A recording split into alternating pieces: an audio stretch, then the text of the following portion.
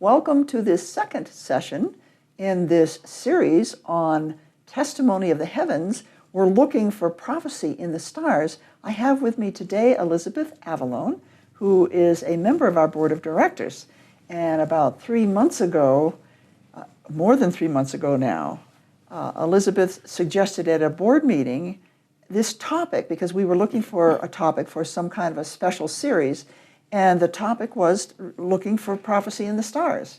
And I didn't know anything about this, so I spent the next 3 months reading everything I could get a hold of to try to learn.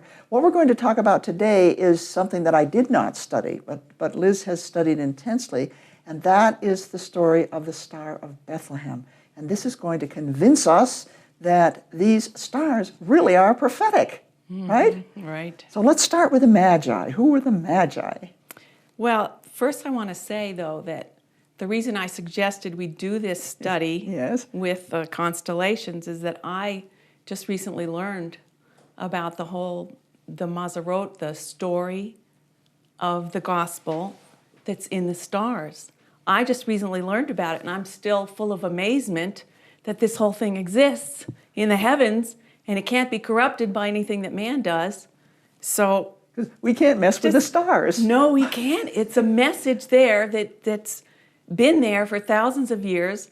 And when I learned about it, I said, whoa, I got to share this. And that's why I suggested that we do it as a special. Well, I'm glad you did. I've learned a lot. And what will follow this session, of course, is 12 sessions where I am discussing with Dana Sherstad, an author who has written extensively about these Mazarot. The word Mazarot means the story in the heavens, the story of the stars, how the stars tell us stories. The story. Yeah. So I researched the Magi, and there's not too much in the scriptures about it. The New Testament mentions the word Magi only twice in the 2nd chapter of Matthew. And I thought it was interesting that it says something like, now after these things, meaning after the birth of Messiah, Magi came from the east. So that's a sentence in English, but there's one word in there that hasn't been translated, and it's Magi. And so when you come across a word that hasn't been translated, it tells you that the translators weren't exactly sure what that word translates to. So they didn't change it to English because they weren't convinced. And it's used twice in the Old Testament, in Jeremiah, just in Jeremiah, one chapter, Jeremiah 39, the Hebrew version of that word is used. And that's all we have in the scriptures to define the word Magi. So what does it mean in Jeremiah? Well, you just have to take it from context. They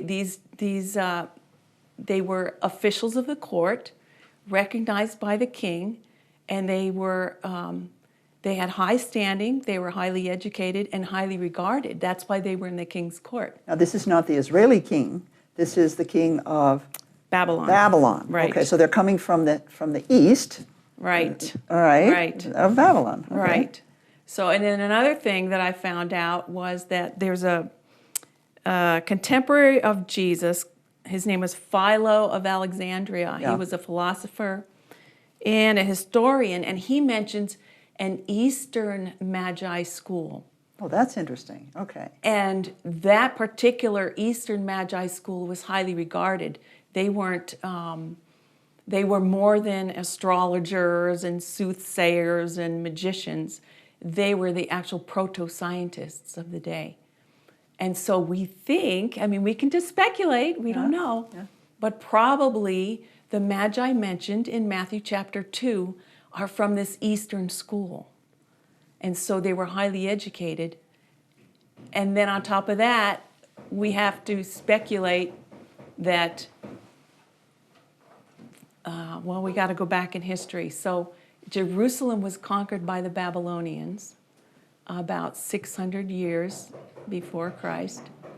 And Daniel, along with some other officials and high-ranking, like princes, the royal family, they were taken captive to Babylon. And so we assume that they brought with them prophecies and information about the Mazarot. Because we go, well, how did these wise men know about this star. How And did this they know? king was going to be born. And it was Yeah. going to be born in Israel. We don't Right. know. It doesn't tell us. Yeah. So we can speculate that the reason they knew was because this information that Daniel and his contemporaries brought with them from Babylon, no, from Jerusalem to Babylon in the captivity, they brought that information about the Mazarot, and it got passed down generation after generation for 600 years. We think it got passed down. And we know from the Bible that Daniel and his 3 friends were selected because of their knowledge, their wisdom and their knowledge, to attend a certain Right. training. Right. Yeah. Right. So we can speculate that they had that information, and then it says, Magi from the east came looking for the king. So where did they get that? So it was some story written in the stars that they were watching. So another interesting thing is that they saw this. Well, no, what they saw first was they saw, how do I explain that? They were watching the constellations, and in the constellation of Leo, they saw Jupiter, which has always been known as the king planet, entered the constellation of Leo, which is the king constellation. And then the kingmaker star, I forgot the name of the kingmaker star, was also in the constellation of Leo. And they saw this thing, the kingmaker, the king star in the king constellation, and somehow they knew, this is it. This is what we were watching. This is what we were waiting for. We got to get going. And so they put all this information together, and they took off for Jerusalem. And they got to Jerusalem. They didn't know. They had to go to Jerusalem and ask. It doesn't say who they asked. They didn't go straight to the king. I think they asked, the chief priests and scribes. We saw this thing in the sky, and so we know the Messiah has been born. Where are we going to find him? And so they had to look in the scriptures in the Old Testament. And it's in Micah or something? It's in Micah. It's in Micah. It prophesies that Right. the Messiah will be born in Bethlehem. Right. And that's interesting, so that they knew from the stars that the king was going to be born. The king was a Messiah, was going to be born, but they didn't know where. Right. Yeah. That tells me, in studying verse by verse, that somehow they knew the Mazarot, they knew the story in the heavens, but they didn't have the scriptures.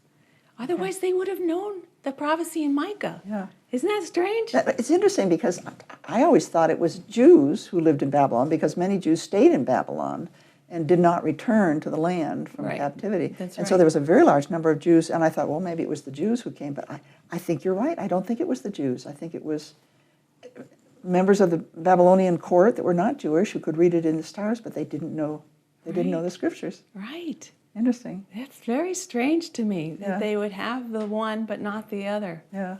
Yeah, so they followed this there was this other strange thing happening.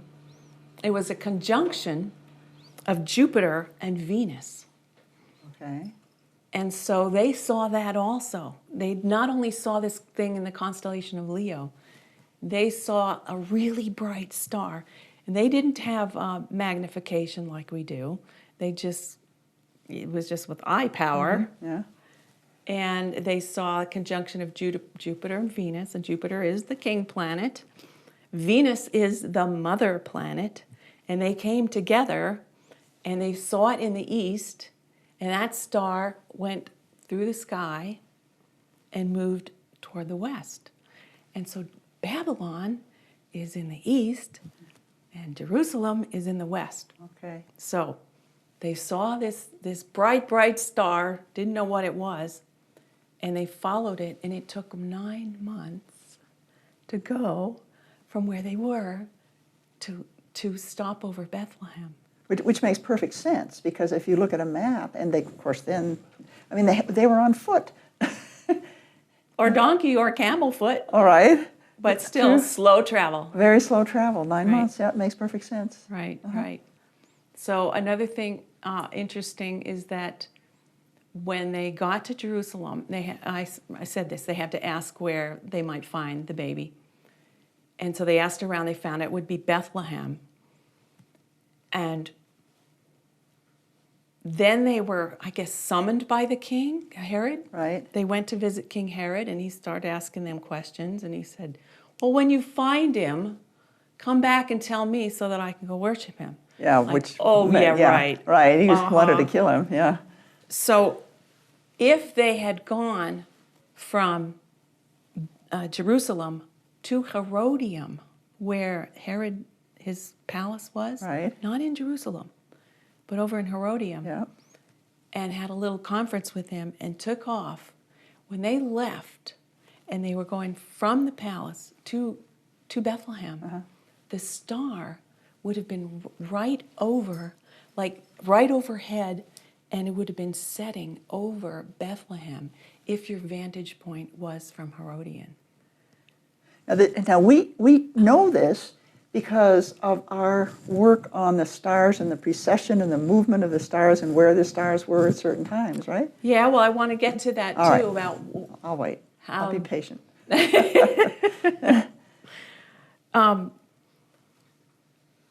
the reason we now know about this whole thing, about the constellation of Leo and the retrograde action of Jupiter and all that, and what this bright star, which is really a conjunction, all this,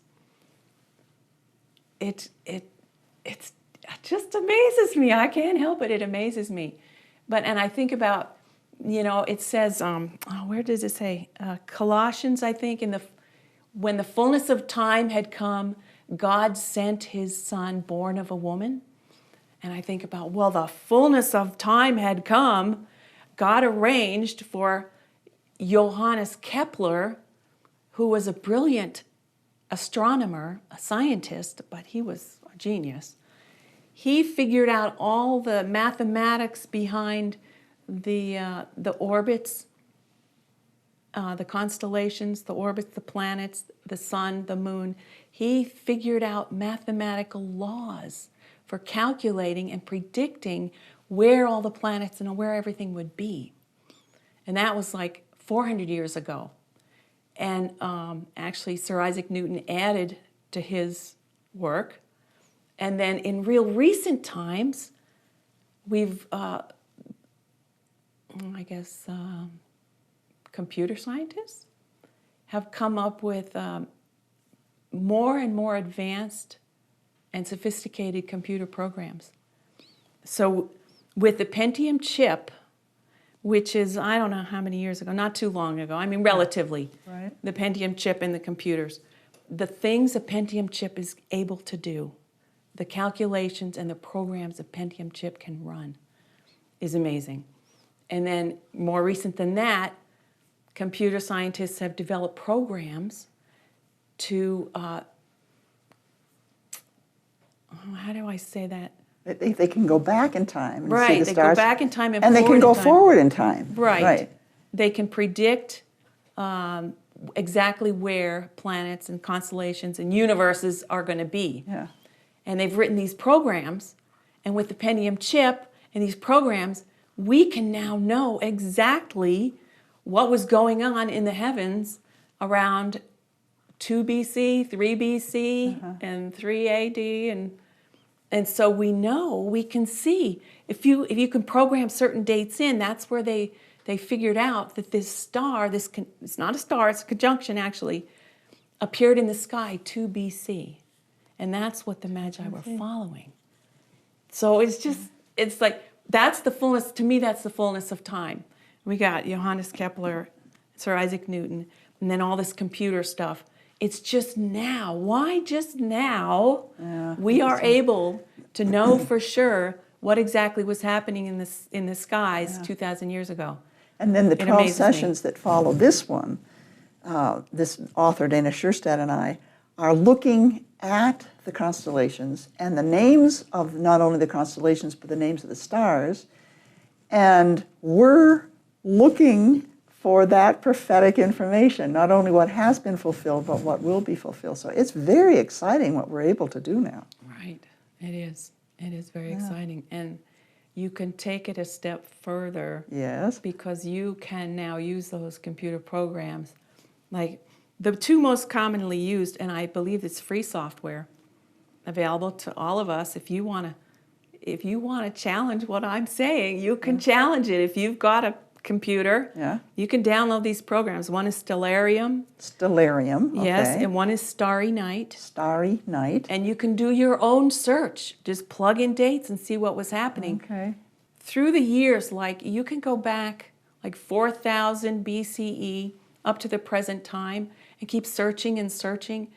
There are things going on in the heavens that correlate to things that have happened on earth. And so you can use it, you can kind of use that to possibly predict because, well, here's an example. When Yeshua was born, the constellation Virgo,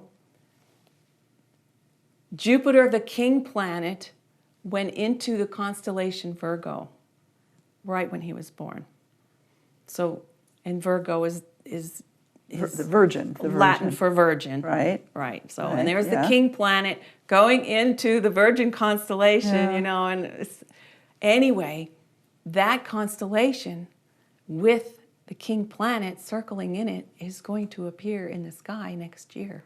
Okay, now we are now in 2016, so you say that it's going to, the same thing's going to happen in 2017. Yes.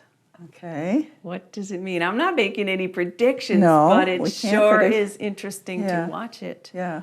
Okay. Yes, yes. And does it happen again after 2017? It does, doesn't it? Not for a long, long time. Oh, okay. Not anytime soon. Okay. Yes. Okay. Uh-huh. Well, you know, God says that we're not to know the times or the seasons, but we're to be prepared at any second. Exactly. So maybe what this is just telling us is just let's be prepared. We may not, it may or may not happen, but because we don't know the times or the seasons, but we have to be prepared. That's right. And of course, we're being prepared for His return. Exactly. And the Great Tribulation that we read about in the book of Revelation.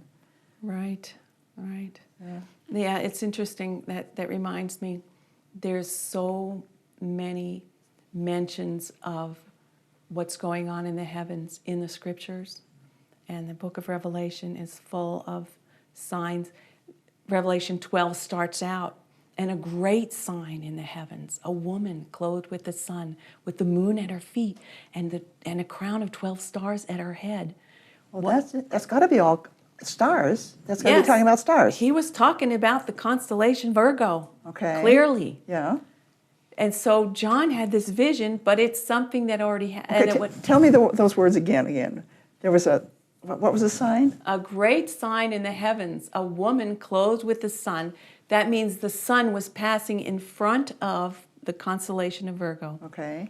With the moon at her feet. Okay. And it's a crescent moon. And 12 stars at her head. Okay. And so if you use these programs like Stellarium and go forwards and backwards and look for when that situation happened, it happened in 2 BC. And it will happen again. And it's going to happen again. That's what Revelation says. It's going to happen again. Okay. Yes. And the 12 stars there are clusters of stars in the heavens. And Pleiades is a cluster of stars. It's a name given to a cluster of stars. Now, I don't know that was the cluster of the 12 stars at her head, but... you know what? I can't remember. Yeah, well... But you bring up an interesting point, that Pleiades and Orion were both clearly named by God and mentioned in the oldest book in the Bible, which is... The book of Job. We think it's... I mean, we can't be positive. That's another thing. It's, you could say it's speculation, but we believe Job is the oldest book in the Bible. And there we have the constellations named and who took credit for them, the Creator. Yeah. Who took credit for naming them, the Creator. He says he named every single star. So when we go through the Masorot, which the next 12 sessions, and we see the star names, who gave those names? It wasn't random. It wasn't arbitrary. Yeah. It's just beautiful. It's amazing. What fascinates me is how every ancient civilization had the same or similar pictures in the sky. From Japan, China, India, Babylon, Egypt, and Mexico, the Mayans. Now, the Greeks and the Romans, they corrupted it because they put their own gods and their own god stories connected with the stars. Right. So we have to go back as far as possible to get the original. Well, another interesting thing that, to me, it falls into this fullness of the times was the temple of Dendera that was discovered in Egypt. And there are two other temples, one in Babylon and one in Persia, I think. But they all have mosaics of the Mazarot, ancient.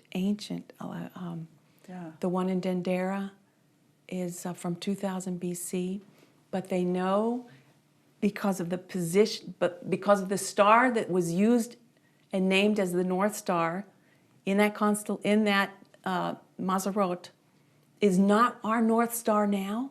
So we can use Stellarium program to go backwards in time and find out that that Mazarot was designed and seen 6,000 years ago. It's just too cool. It is, and that's why we had to explain this technical information about the precession, because of the tilt of the Earth caused by the gravitation of the sun and the moon, and it causes like this elliptical orbit, and it's every 28,000 years. So close to that. Yeah. So the position of the constellations from our perception has changed over time, and they're in a different location. Right. And so that Dendera temple, where they're showing the constellations, is where they were 6,000 years ago, not today. That's amazing. And we didn't mention, why did the Magi bring gifts? Well, that's an interesting question. You have to speculate.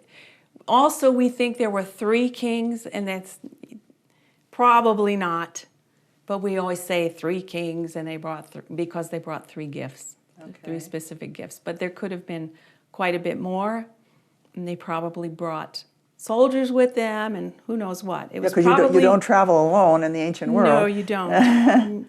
But think about why did they bring those expensive gifts? What did they know? Yeah. And they didn't have the scriptures because they didn't know the Micah prophecy, but they brought these expensive gifts, so they were convinced that what they saw in the Mazarot was telling them that this is a king. This is the king we've been waiting for. This is the king the whole world has been waiting for. And that's another very interesting point, because it isn't just Israel that was waiting for a Messiah. You get all the civilizations, and even today, in the New Age movement, they're not looking for the right Messiah, but everybody's looking for some kind of a savior for the world, because the world is so awful. That's right. Yeah. Right. That's another thing that I love about this discovery of the Mazarot, the story that's in the constellations. Yes, it's been corrupted. The Greeks developed astrology out of it. But because of being able to go backwards in time and see where the stars were, we know that it was corrupted about 1,000 BC. It was corrupted several thousand years after it was established. And we know that by looking at Greek Mazarot and where they had the stars positioned. We know that they did that before Messiah was born. So to me, the whole story, it's out there. It's separate from what man can do.